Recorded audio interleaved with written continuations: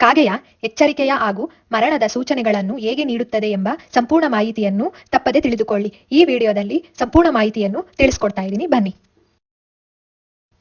ಕಾಗೆಯು ಮನೆಯ ಮೇಲ್ಛಾವಣಿಯ ಮೇಲೆ ದಕ್ಷಿಣ ದಿಕ್ಕಿನತ್ತ ಮುಖ ಮಾಡಿ ಕುಳಿತು ಕೂಗಿದರೆ ಅಥವಾ ಬಂದು ವ್ಯಕ್ತಿಯ ತಲೆ ಮೇಲೆ ಕುಳಿತರೆ ಅದನ್ನು ಕೆಲವರು ಅಶುಭದ ಸಂಕೇತ ಎಂದು ನಂಬುತ್ತಾರೆ.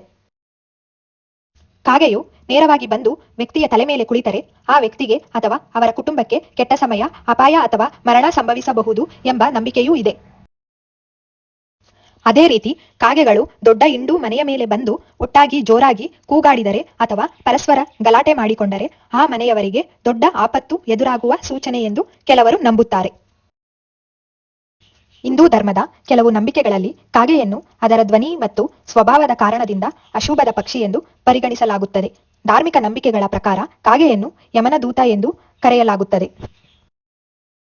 ಕಾಗೆಯು ಯಮರಾಜನ ಬಳಿಗೆ ತೆರಳಿ ಭೂಮಿಯಲ್ಲಿರುವ ಜನರ ಜೀವನ ಹಾಗೂ ಘಟನೆಗಳ ಕುರಿತು ಮಾಹಿತಿ ನೀಡುತ್ತದೆ ಎಂಬ ನಂಬಿಕೆಯೂ ಇದೆ.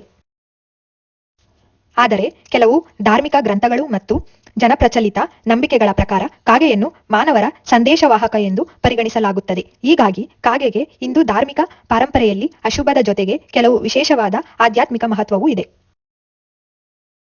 ಧರ್ಮ ಗ್ರಂಥಗಳಲ್ಲಿನ ಕೆಲವು ನಂಬಿಕೆಗಳ ಪ್ರಕಾರ ಕಾಗೆಯನ್ನು ಮಾನವರ ಸಂದೇಶವಾಹಕ ಎಂದು ಪರಿಗಣಿಸಲಾಗುತ್ತದೆ. ಯಮರಾಜನೊಂದಿಗೆ ಸಂಬಂಧ ಹೊಂದಿರುವ ಕಾಗೆಯು ಶುಭ ಮತ್ತು ಅಶುಭದ ಸೂಚನೆಗಳನ್ನು ಮುಂಚಿತವಾಗಿ ಮಾನವರಿಗೆ ತಿಳಿಸುತ್ತದೆ ಎಂಬ ನಂಬಿಕೆಯೂ ಇದೆ.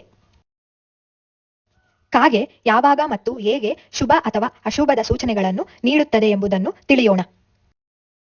ಮುಂಬರುವ ಘಟನೆಗಳ ಬಗ್ಗೆ ಸೂಚನೆ. ಕೆಲವು ಜನಪ್ರಚಲಿತ ನಂಬಿಕೆಗಳ ಪ್ರಕಾರ ಕಾಗೆಗೆ ಮುಂಬರುವ ಘಟನೆಗಳ ಬಗ್ಗೆ ಮುಂಚಿತವಾಗಿ ಸೂಚನೆ ನೀಡುವ ಸಾಮರ್ಥ್ಯವಿದೆ ಎಂದು ಹೇಳಲಾಗುತ್ತದೆ. ನಮ್ಮ ಪೂರ್ವಜರು ಕಾಗೆಗಳ ಮೂಲಕ ನಮ್ಮನ್ನು ಸಂಪರ್ಕಿಸಿ ಮುಂದೆ ನಡೆಯಲಿರುವ ಘಟನೆಗಳ ಬಗ್ಗೆ ಸೂಚನೆ ನೀಡುತ್ತಾರೆ ಎಂಬ ನಂಬಿಕೆಯೂ ಇದೆ.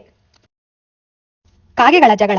ಕಾಗೆಗಳ ದೊಡ್ಡ ಹಿಂಡು ನಿಮ್ಮ ಮನೆಯ ಬಳಿ ಬಂದು ಕುಳಿತು ಪರಸ್ಪರ ಜಗಳವಾಡಲು ಅಥವಾ ಜೋರಾಗಿ ಕೂಗಾಡಲು ಪ್ರಾರಂಭಿಸಿದರೆ ಅದನ್ನು ಕೆಲವರು ಮನೆಯವರಿಗೆ ವಿಪತ್ತು ಅಥವಾ ಕಷ್ಟ ಎದುರಾಗುವ ಸೂಚನೆ ಎಂದು ಪರಿಗಣಿಸಲಾಗುತ್ತದೆ.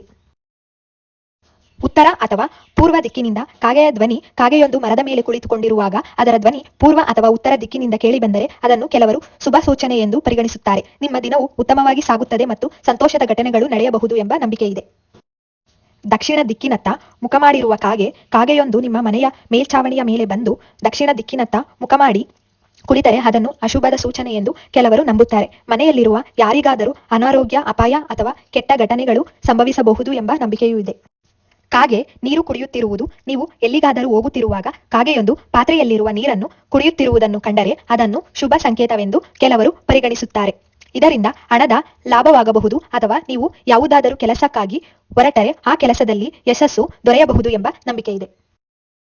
ಆಹಾರವನ್ನು ಹಿಡಿದು ಹಾರುತ್ತಿರುವ ಕಾಗೆ. ಕಾಗೆಯೊಂದು ತನ್ನ ಬಾಯಿಯಲ್ಲಿ ರೊಟ್ಟಿಯ ತುಂಡು ಅಥವಾ ಮಾಂಸದ ತುಂಡನ್ನು ಹಿಡಿದುಕೊಂಡು ಹಾರುತ್ತಿರುವುದನ್ನು ಕಂಡರೆ ನಿಮ್ಮ ದೊಡ್ಡ ಆಸೆಯೊಂದು ಶೀಘ್ರದಲ್ಲೇ ನೆರವೇರುವ ಸೂಚನೆ ಎಂದು ಕೆಲವರು ನಂಬುತ್ತಾರೆ. ಕಾಗೆ ವ್ಯಕ್ತಿಯನ್ನು ಸ್ಪರ್ಶಿಸುವುದು.